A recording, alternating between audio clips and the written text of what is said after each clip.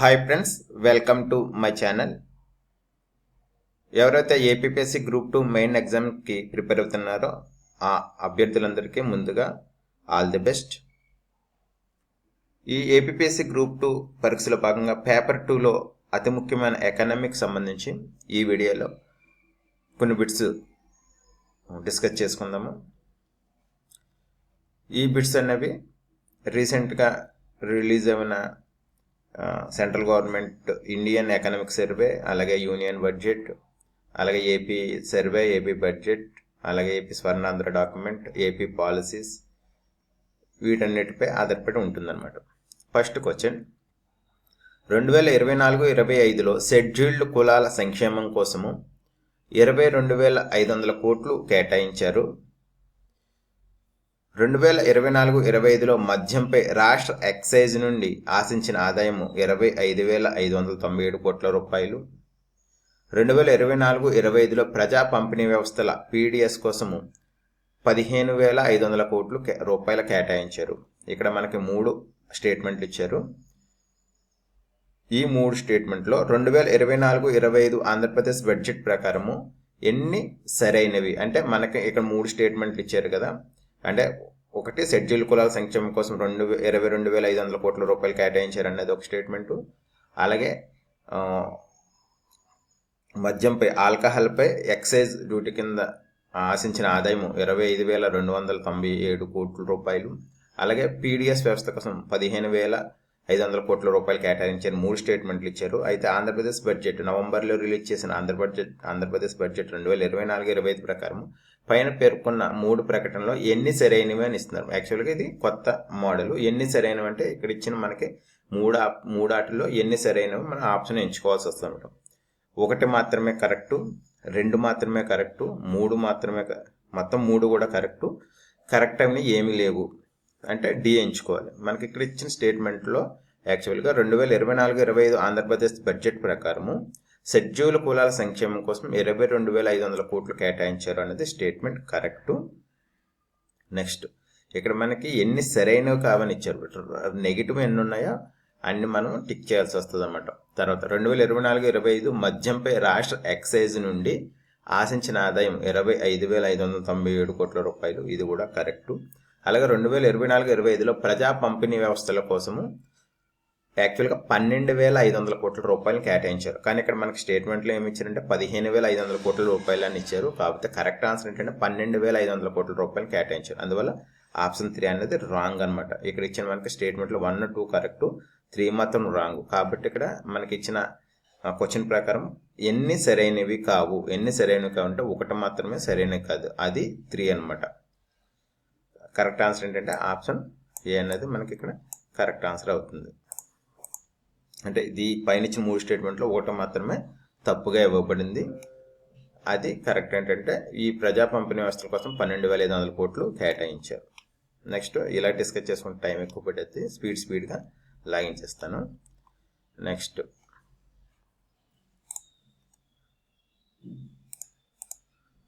కింది ప్రకటనలను పరిగణించండి. ఏప్రిల్ మరియు నవంబర్ 2024 మధ్య భారతీయ రైల్వే మొత్తము 2,031 కిలోమీటర్ల కొత్త రైల్వే లైన్లను ప్రారంభించింది. ఇది సర్వే 2024-25 ఇండియన్ ఎకనామిక్ సర్వే నుంచి ఇచ్చిన బిట్టు. ఏప్రిల్ మరియు నవంబర్ 2024 మధ్య భారతీయ రైల్వే మొత్తము 2,031 కిలోమీటర్ల కొత్త రైల్వే లైన్లను ప్రారంభించింది. ఏప్రిల్ మరియు నవంబర్ 2024 మధ్య భారతదేశంలోని ప్రధాన నౌకాశ్రయాలు సగటు కంటైనర్ టర్నరౌండ్ సమయం గణనీయమైన తగ్గింపును సాధించింది. అంటే 2024 ఫైనాన్షియల్ ఇయర్లో 48.1 గంటలు ఉంటే ఫైనాన్షియల్ ఇయర్ 2025లో 30.4 గంటలకు తగ్గిందంట. ఫైనాన్షియల్ 24, ఫైనాన్షియల్ ఇయర్ 25 అంటే, ఫైనాన్షియల్ 24 అంటే 2023-24 ఆర్థిక సంవత్సరము. అలాగే ఫైనాన్షియల్ 25 అంటే 24-25 ఆర్థిక సంవత్సరం అంట. అలాగే స్టేట్మెంట్ 3 ఏంటంటే జలజీవన్ మిషన్ కింద 15 కోట్ల కుటుంబాలు పైపుల ద్వారా తాగునీటిని పొందాయి. ఇక్కడ ఇచ్చిన 3 స్టేట్మెంట్లో కూడా statement 1 correct, statement 2 correct, statement 3 మాత్రం తప్పు అనమాట. యాక్చువల్గా జలజీవన్ మిషన్ కింద 12 కోట్ల కుటుంబాలు పైపుల ద్వారా తాగునీటిని పొందాయి అనమాట. ఇక్కడ ఇండియన్ ఎకనామిక్ సర్వే 2024-25 ప్రకారం పైన పేర్కొన్న వాటిలో ఏది సరైనదంటే కరెక్ట్ ఆన్సర్ ఆప్షన్ ఏ 1 మరియు 2 మాత్రమే కరెక్ట్ అనమాట. 1 మరియు 2 కరెక్ట్. నెక్స్ట్, క్రింది వాటిలో ఏది ఈ వాహన తయారీ ప్రోత్సాహ పథకం ప్రయోజనం? క్రింది వాటిలో ఏది ఈ వాహన తయారీ ప్రోత్సాహ పథకం యొక్క ప్రయోజనం? స్టేట్మెంట్ 1 అంటే బ్యాటరీ ఉత్పత్తి. స్టేట్మెంట్ 2 ఛార్జింగ్ మౌలిక సదుపాయాల అభివృద్ధి, ఎలక్ట్రిక్ వాహన తయారీదారులకు ప్రోత్సాహకాలు. ఇక్కడ కరెక్ట్ ఆన్సర్ ఏంటంటే కరెక్ట్ ఆప్షన్ ఏంటంటే పైవన్నీ సరైనవి అనమాట. అంటే మనకి ఈ వాహన తయారీ ఏదైతే కేంద్ర ప్రభుత్వ బడ్జెట్లో ఈ వాహన తయారీ కోసం ప్రోత్సాహక పథకాలు ప్రవేశపెట్టారో దాంట్లో బ్యాటరీ ఉత్పత్తి చేసే సంస్థలకి ఈ ప్రయోజనాలు కలుగుతాయి. అలాగే ఛార్జింగ్ కోసం మౌలిక సదుపాయాలు అభివృద్ధి చేసే సంస్థలకు ఈ ప్రయోజనాలు వర్తిస్తాయి. అలాగే ఎలక్ట్రిక్ వాహనాలు తయారు చేసే సంస్థలు కూడా ఈ ప్రయోజనాలు అనేవి వర్తిస్తాయి అన్నమాట. నెక్స్ట్, కింది ప్రకటనలను పరిగణించండి. ఎలక్ట్రానిక్స్లో దిగుమతి ఆధారపడడాన్ని తగ్గించడం, ఏపీలో తయారీకి విదేశీ ఎలక్ట్రానిక్స్ బండ్లను ఆకర్షించడం, స్థానికంగా రూపొందించిన మరియు తయారు చేసిన ఉత్పత్తులను ప్రోత్సహించడం. ఇక్కడ మనకి 3 స్టేట్మెంట్లు ఇచ్చారు. 3 స్టేట్మెంట్లో ఏపీ ఎలక్ట్రానిక్స్ మ్యానుఫ్యాక్చరింగ్ పాలసీ కింద మేక్ ఇన్ ఏపీ చొరవపై దృష్టి ఏంటి? ఇక్కడ మనకి ఇచ్చిన 3 వాటిల్లో ఏపీ ఎలక్ట్రానిక్స్ మ్యానుఫ్యాక్చరింగ్ పాలసీ 4.0 కింద మేక్ ఇన్ ఏపీ సంబంధించి పై 3 వాటిలో ఏవి సరైనవి అంటే ఫస్ట్ ఆప్షన్ ఏంటంటే ఎలక్ట్రానిక్స్లో దిగుమతి ఆధారపడడాన్ని తగ్గించడం, అంటే ఎలక్ట్రానిక్ వస్తువులు దిగుమతి చేసుకోవడానికి తగ్గించడం అన్నది కరెక్ట్. ఏపీలో తయారీకి విదేశీ ఎలక్ట్రానిక్స్ బ్రాండ్లను ఆకర్షించడం, అంటే విదేశీ బ్రాండ్లను ఆంధ్రప్రదేశ్లో మ్యానుఫ్యాక్చరింగ్ యూనిట్కి ఏర్పాటు చేయడానికి ఆహ్వానించడం అనేది ఇది కూడా కరెక్ట్. అలాగే స్థానికంగా రూపొందించిన మరియు తయారు చేసిన ఉత్పత్తులను ప్రోత్సహించడం, అలాగే స్థానికంగా ఏదైతే ఎలక్ట్రానిక్ వస్తువులు తయారు చేస్తారో వాటిని తయారు చేయడం ప్రోత్సహించడం కూడా ఒక భాగం అనమాట. ఈ రకంగా ఈ ఎలక్ట్రానిక్స్ మ్యానుఫ్యాక్చరింగ్ 4.0లో పైవన్నీ కూడా ఉన్నాయన్నమాట. నెక్స్ట్, కింది ప్రకటనలను పరిగణించండి. మహారాష్ట్ర, తమిళనాడు, హర్యానా, పంజాబ్, గుజరాత్, కర్ణాటకలలో కస్తూరి పత్తి కోసం ప్రత్యేక పరీక్షా ప్రయోగశాలలు ఉంటాయి. కస్తూరి పత్తి కోసం ప్రత్యేక పరీక్షా ప్రయోగశాలను ఏర్పాటు చేయడం ప్రాథమిక లక్ష్యం పత్తి ఉత్పత్తి ఖర్చును తగ్గించడం.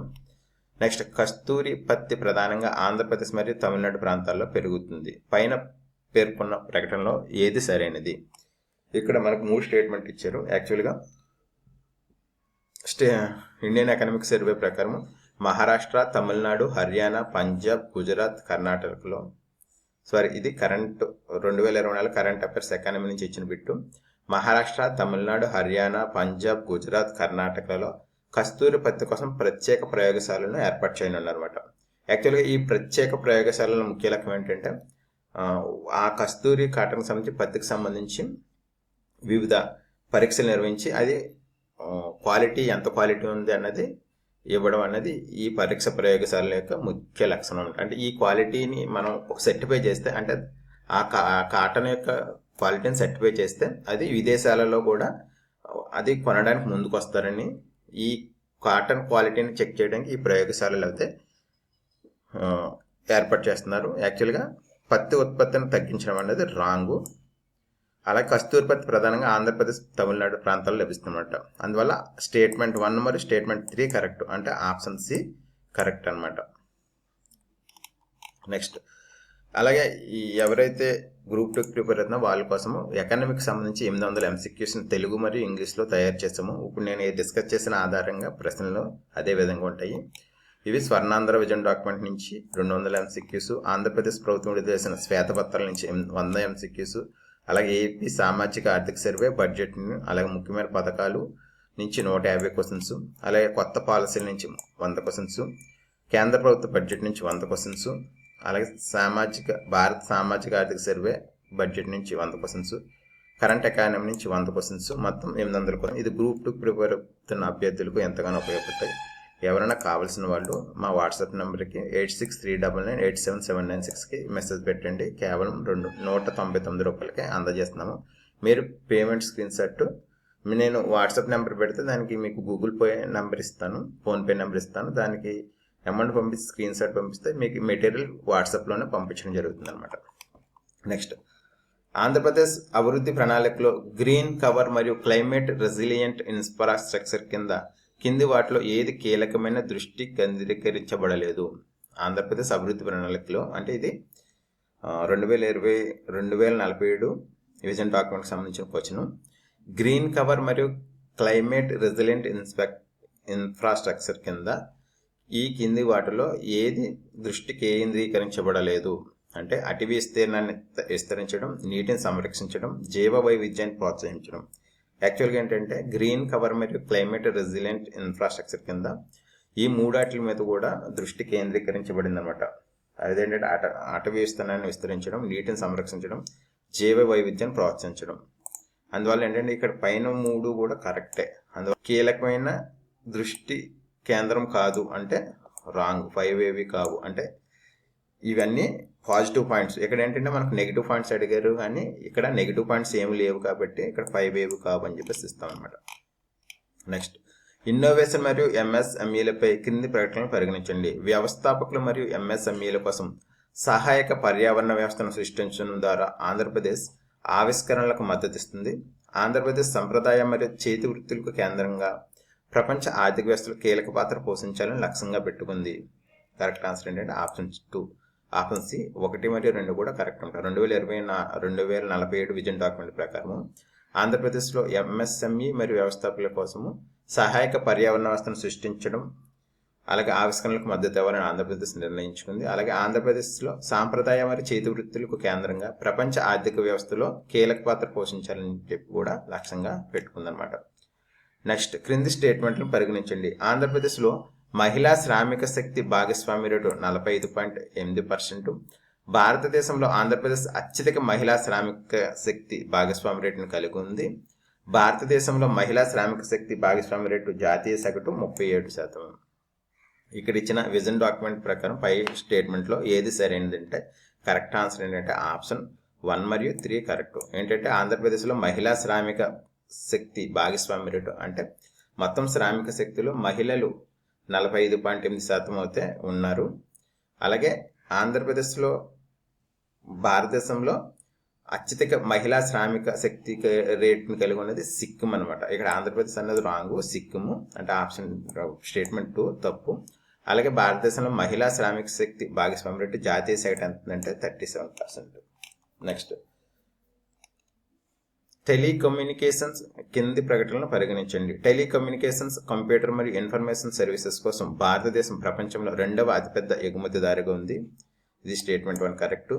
డిసెంబర్ 2024 నాటికి భారతదేశ విదేశీ మారక నిల్వలు సుమారు 640.3 బిలియన్ వద్ద ఉన్నాయి. ఇవి దాదాపు 10.9 నెలల దిగుమతులకు సరిపోతాయి అన్నమాట. నెక్స్ట్, 2025 ఆర్థిక సంవత్సరం జూలై సెప్టెంబర్ త్రైమాసికంలో భారతదేశ కరెంటు ఖాతా లోటు జీడిపిలో 1.2% ఉంది. ఇక్కడ ఇచ్చిన 3 స్టేట్మెంట్లు కూడా కరెక్ట్ అనమాట. ఎందుకంటే భారతదేశం టెలికమ్యూనికేషన్స్, కంప్యూటర్ మరియు ఇన్ఫర్మేషన్ సర్వీసెస్లో ప్రపంచంలో 2వ అతిపెద్ద ఎగుమతిదారుగా ఉంది. అలాగే డిసెంబర్ 2020 నాటికి ఆర్బీఐ వద్ద విదేశీ మారక విలువలు 640.3 బిలియన్ డాలర్లుగా ఉన్నాయి.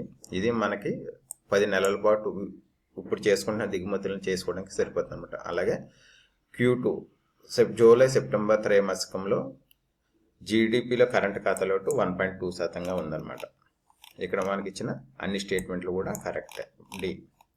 నెక్స్ట్, శిలాజరహిత ఇంధన వనరుల నుండి భారతదేశం యొక్క స్థాపిత సామర్థ్యం 2,13,701 మెగావాట్లు.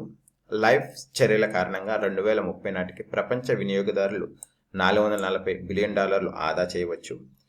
నెక్స్ట్, 2023-24లో గ్రామీణ భారతదేశానికి గిని గుణకము 0.237 అనమాట. పైన ఇచ్చిన ఇండియన్ ఎకనామిక్ సర్వే ప్రకారం పైన పేర్కొన్న వాటిలో ఏది సరైనదంటే పైవన్నీ కూడా సరైనవి అనమాట. 3 స్టేట్మెంట్స్ కూడా కరెక్ట్. ఈ గిని గుణకం అంటే ఆదాయ అసమానతలను లెక్కగట్టే గిని గుణకము 0.237 ఉంది గ్రామీణ భారతదేశానికి సంబంధించి.